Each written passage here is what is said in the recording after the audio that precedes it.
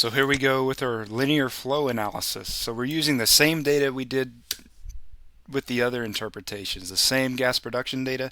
This well may not be linear flow, but we're going to go ahead and walk through the process to show you the mechanics of how to do a reciprocal rate linear flow analysis using this approach that was found in the references. And so what you have here is the first step you want to do is you want to plot your data on this reciprocal rate versus cumulative production plot. And so the data is over here, and we've already selected it. I've already put it on this graph. The next step you want to do is you want to put your straight line on here that is supposed to fit the infinite acting linear flow region. And so what we're doing is we're using this equation right here to do that. This is our straight line where di over qi squared is our slope and 1 over qi is our intercept. And so what I've shown here, this section right here, is our linear flow section, and what we're going to this is the data we're going to use to plot that straight line on here.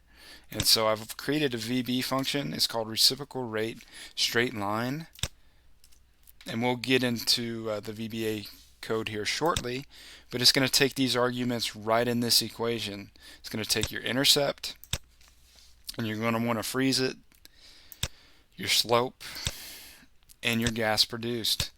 And here I've chosen 0 as our initial point, so it'll cross our y-axis right here and give us our intercept. And then I've shown here this is going to be our gas produced to the end of linear flow, because you're going to need this to basically tell you when to switch between the infinite acting region and the boundary dominated region when we plot our function on this graph. And then I've just chosen a point way out in time so that it just extends out so you can just see it better and use it to your advantage when you start to fit this data. So the next step we want to do is if we go over here, this is what we're trying to do. We're trying to put our function or our equation that combines our infinite acting equation with our boundary dominated equation. It's shown in this black line, and this red line is just overlapping that just to show you that it's our straight line linear flow. You're going to use that line to fit the data. And so what you have here is your infinite acting region combined with your boundary dominated or Arps equations. And so what we're going to do is we need to plot that on here so that we can do our minimization of absolute errors and fit this data to allow us to get an EUR and reserves and reservoir characterization parameters. And so let's just step into the VBA function. Press Alt F11. So this is our main function right here that combines our infinite acting and boundary dominated equations.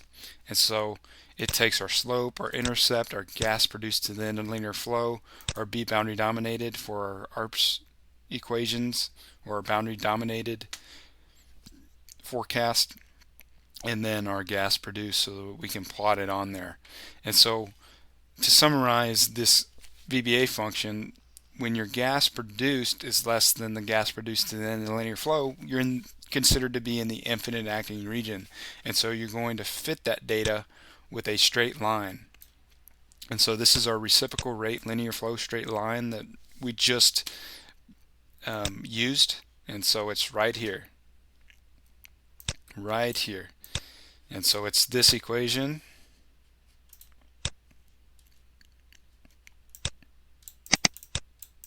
This equation right here is what we're doing.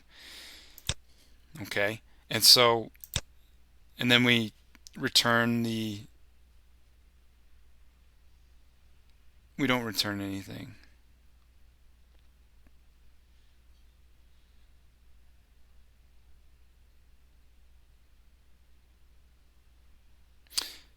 And then if you're to the right of the gas produced in the linear flow, then you're going to simulate it with Arps. So if we go back to our graph right here, so this is a graph of another well that I did an analysis on. To the right of this point right here, we are in the boundary dominated simulation of our VB function. To the left, we're in the infinite acting region. So when we're to the right of that point, well, now we have to use Arps equations for boundary dominated flow. And so what we need to do in order to make that graph, we need our rate at the end of linear flow, our time at the end of linear flow, and our initial decline.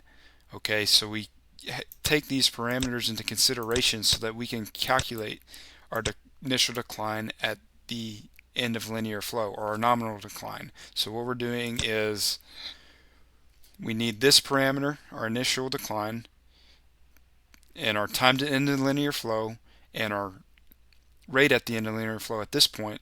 Okay, right here. So this is for this point, and these two are for this point. We need this in order to get our initial decline at the beginning of boundary dominated flow right here. And then once we have that, we can put in our B value, and we can forecast beyond this point. And so that's essentially what we're doing with this code without going into too much technical detail. But we shown here that's essentially what we're doing, and then we calculate a rate from that, and we plot it on there. And so if you remember, we're starting a new function, so we have to take out our gas produced in linear flow, because once we enter the boundary dominated region, we are starting over. We are starting over with our gas produced, and we forecast from there. And so if you look down here, these are the other VBA functions, and this is our initial decline at initial production. And so this is this equation right here,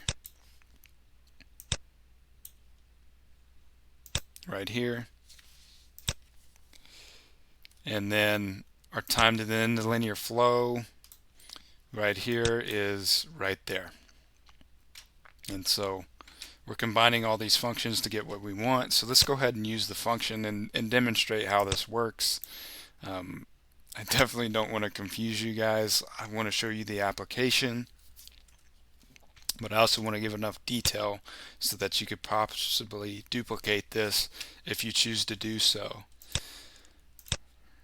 Okay, so you're going to take our infinite acting linear flow to boundary dominated rate decline function. You're going to put in the slope. You want to freeze that.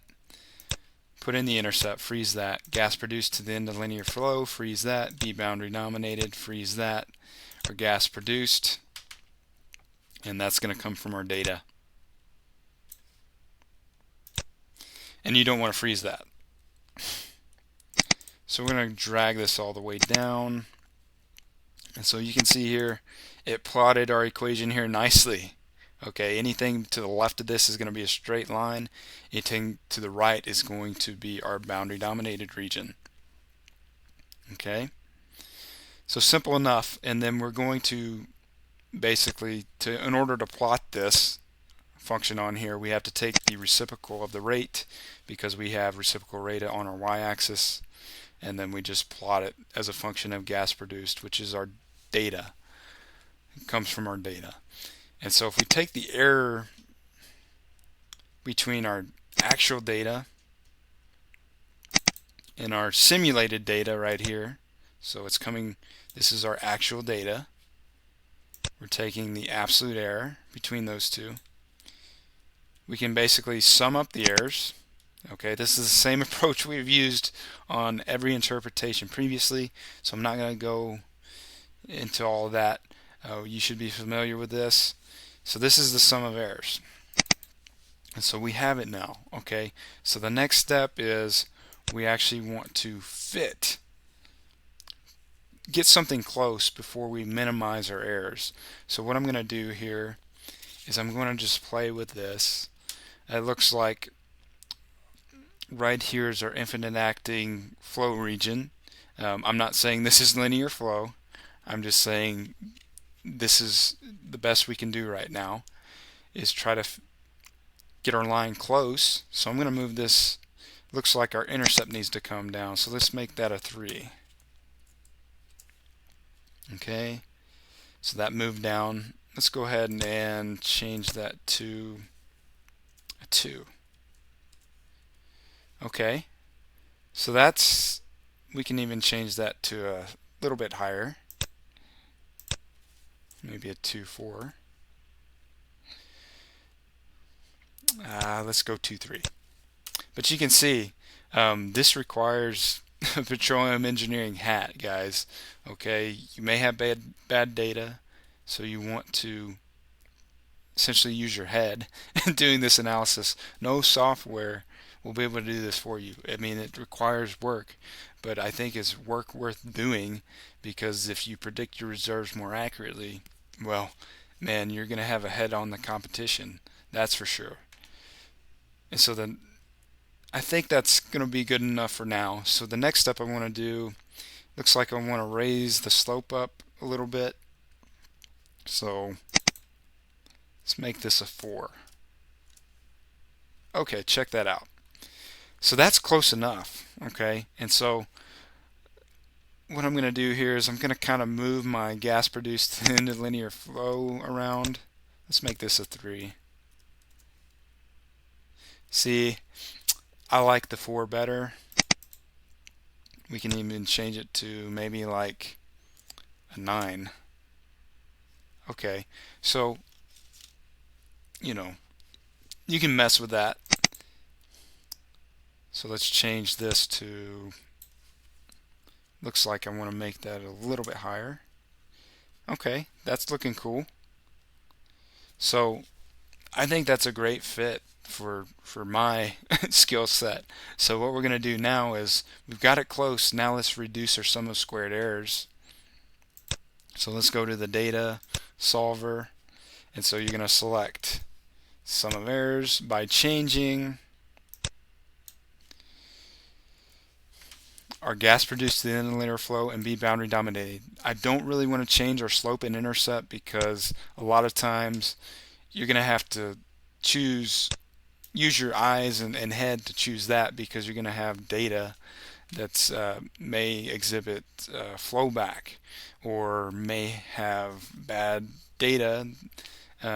So I'm going to just regress using these two parameters. And so let's see what happens. Okay, so that's a pretty good fit. I'm happy with that fit, and you can see here our B boundary dominated is 0.10. Our gas produced in the linear flow is a little bit higher. Okay, so we got our fit. Now the next step is we want to forecast. Okay, using this approach we can forecast now. So what you want to do first to begin forecasting, you want to look at your boundary dominated region. Okay, you already have your gas produced to the end of the linear flow right at this point, so you don't really need a forecast using your infinite acting region. So you want to use your boundary dominated region. So what we want to do is what I've shown over here. So the goal is to forecast the boundary dominated region right here to the economic limit. In order to do that, you're going to have to reference your linear flow region to get the necessary inputs at the end of the linear flow right here at this triangle, in order to forecast from this point and beyond. And so the first step you want to do is you want to calculate your initial decline at the beginning of producing time. So that is simply this equation right here. The next step is you need to get your points right here. You're going to need your rate at the end of linear flow, your time produced at the end of linear flow, and your, essentially, once you get those points, specifically your decline here and your time produced, you can get your nominal decline at this point. And so this will be the decline at the beginning of your boundary dominated flow. So you have two separate flow regimes, you got to separate the two. So that's what we're doing right now. And once you're able to do that, you can go ahead and calculate your nominal decline using the time produced in the linear flow and your initial decline at the beginning of time to calculate your nominal decline using a b value of equal to 2. So this is that equation right here. And then the next step is you want to forecast. And so in order to forecast, you're going to need your rate at the beginning of producing time. So in this case, it's the rate at the end of the linear flow for a boundary dominated region.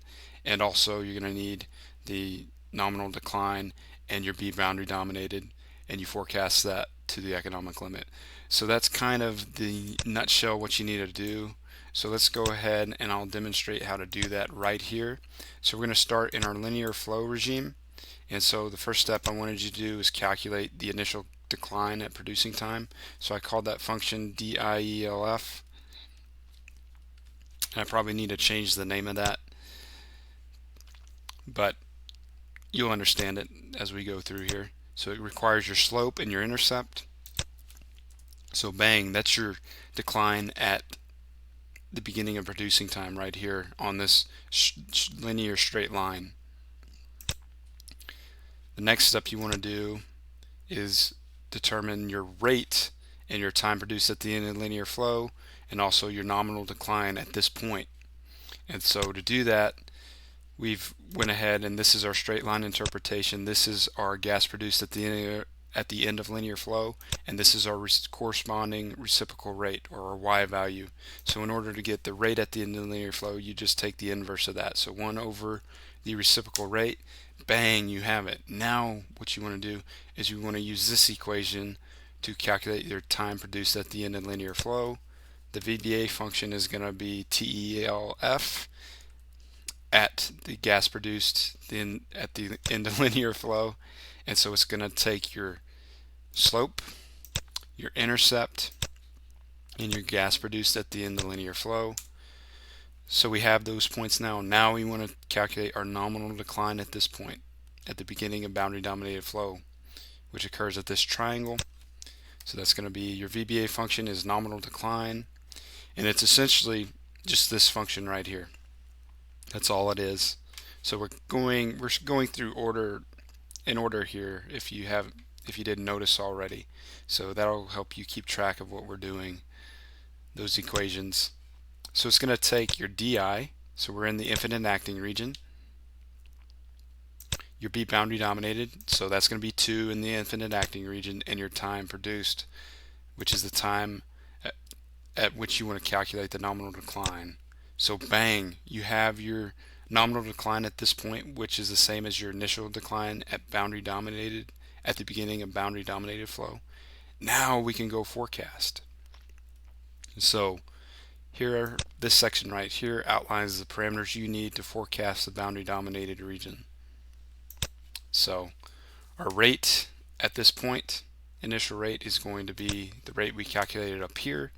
Our DI is going to be right here is going to be the initial decline we calculated right there, and then our B value is what we got from our regression, so it's going to be 0.10. So now we can calculate our gas produced in the boundary dominated region up to the economic limit. So the VBA function for that is going to be, the actual function is this right here. That's all we're using, where our rate is going to be the rate at our economic limit. So I call this function cumulative production. It's going to take QI, DI, B boundary dominated, and our economic rate.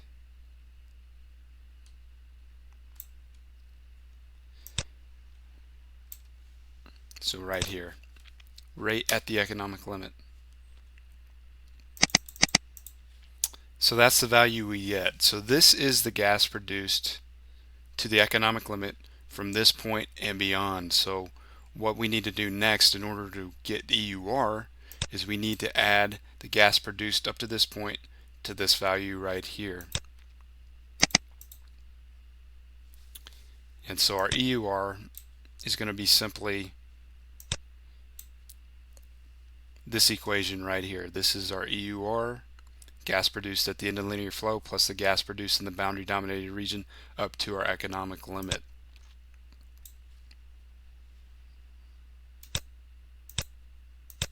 So that is simply going to be this value plus this value. And so our gas produced up to this point is just the last point in our data, which is that value. So in order to calculate reserves, all we have to do is we just have to take our EUR minus our gas produced.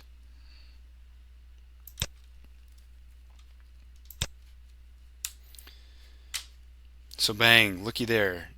That's it. We calculated reserves using the linear flow interpretation. So we're using the same data here.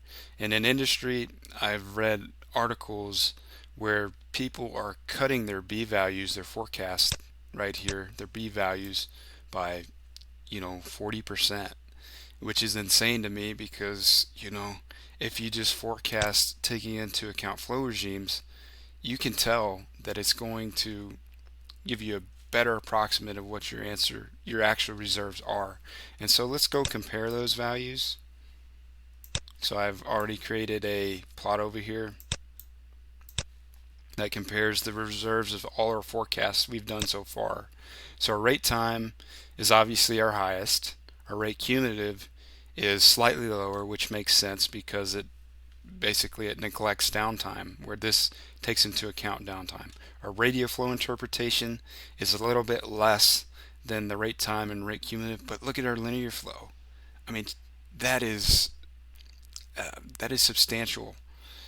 The reserves here are a lot less than all the other three interpretations, and that's what makes this kind of intuitive to me, why you would want to apply this method, because it's actually modeling, although it's a simplified model, it's modeling physics that fit hydraulically vertical wells better than these other interpretations. So these interpretations are just a guessing game if your well is hydraulically fractured and exhibiting linear flow. So I just wanted you guys to realize the impact of these different interpretations. I'm not saying this data here exhibits linear flow. There's a diagnostic plot to do that, and we'll go into that in a future video. But right now, you understand the method to forecast using reciprocal rate cumulative production correlation that's given in the references I put in the slide. And we'll go through another linear flow interpretation in the near future so we can compare the results.